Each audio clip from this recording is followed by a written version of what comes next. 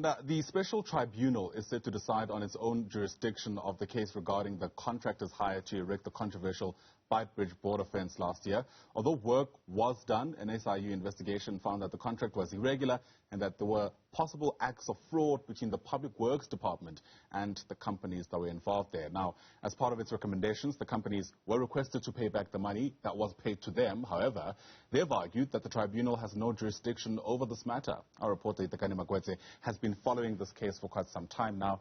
He filed this report. And we'll bring you that in just a moment. Let's hone in on this as a start. South Africa officially now on lockdown alert level 1. President Cyril Ramaphosa announcing the readjusted restrictions last night. This comes as public service unions threaten industrial action as they continue to fight against the freezing of the public wage bill. Newzroom Afrika senior politics reporter Ziyanda Ngcobo, and she joins us now in studio to discuss this further. Ziyanda, we always need a post-mortem after the family meeting, so to speak, and this is that in some respects. A big hope with moving the country to level 1 is that it'll bring in better days for our economy as a start. Absolutely, and I think that was the resounding message from the president yesterday that while we move to alert level 1, this doesn't mean that we should let our guard down, but rather this is aimed then at bolstering that economic recovery plan that we heard being spoken about at the State of the Nation address, as well as the budget speech that was delivered by Finance Minister Tito Mboweni last week. And in order for you to be able to actually give effect and life then to that economic recovery plan, the economy needs to get going again. And so it's in that regard then that the president was announcing alert level 1. However, of course, this is against the backdrop of the vaccination drive, which the president says has been moving at a significant pace. You would have also read the Sunday Times yesterday, and Dr. Glenda Gray was also speaking exactly to that effect about how swiftly we're moving towards that. So there are many moving parts to this aspect, but I must say then, Ayanda, the other moving part to the story is that impending or looming public sector strike. And it's important then that while the president is trying to open the economy, you have, the public sector unions essentially on a collision course with Finance Minister Tito Mboweni over that public sector wage bill. And in fact, the Public Sector Coordinating Bargaining Council is expected to meet today. And is in essence, the unions are saying that they are not going to accept nothing less than above inflation increases to the salaries. But we know then in the austerity budgets, which Tito Mboweni says was not an austerity budget, that really the government is trying to tighten its belt. So it will be very interesting to see then how that particular discussion with the bargaining council is going to take place today. As the economy, we really need to get this economy going. If you look at the ratings agencies, Moody's as well, they recently downgraded South Africa again. So, in terms of, if you're looking at the economic outlook of the country, yes, the alert level 1 is welcomed, but it's the practicalities of it then that will really show the mettle of our economy. Absolutely, and especially because you need the buy-in from labor if we are to get the economy where we need to. As you rightly pointed out, it's an issue that's been in the making for months. This wage agreement dates back to 2008 or so. Take us through what the sticking points are at. Government is pleading poverty in part because of COVID-19. What are unions saying in response specifically to that? Well, one of the key things that unions are speaking about is the high levels of corruption. To say you can't enter into agreement in 2018, it's a multi-term agreement. It was meant to be for 3 years.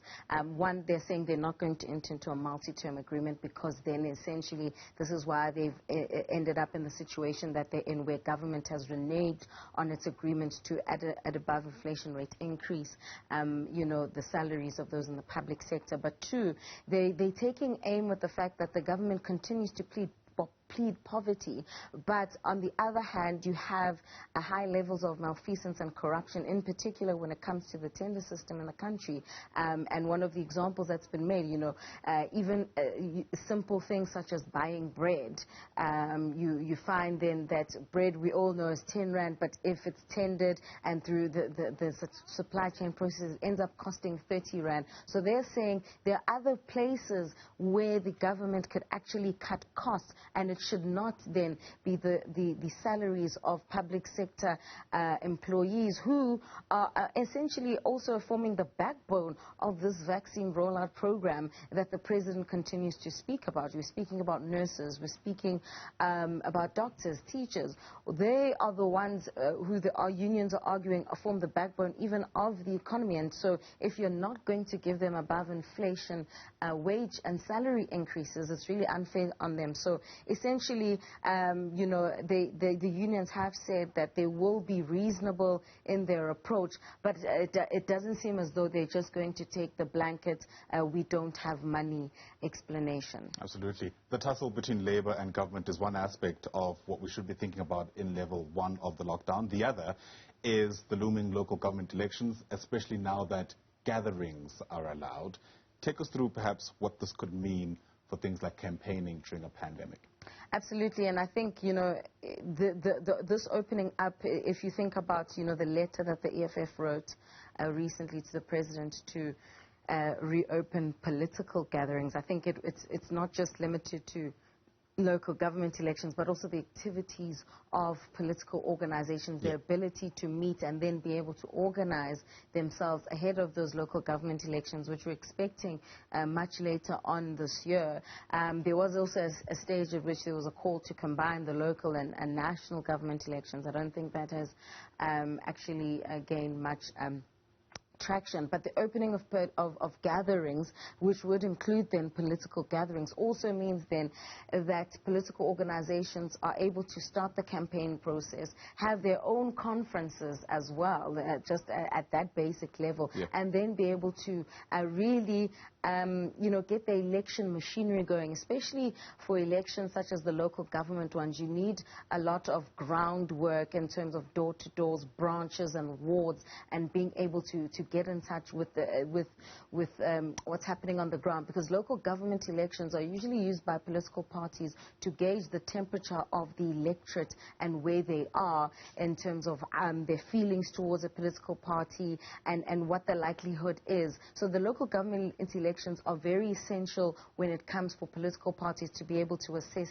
that and then be able to plan ahead, of course, for the next national elections. Yeah, and what we ought to keep our eye on is this vaccination drive that is going to take place in the background. The president has come under fire in the past for not giving much clarity about what actually this vaccination drive is going to look like, etc., etc.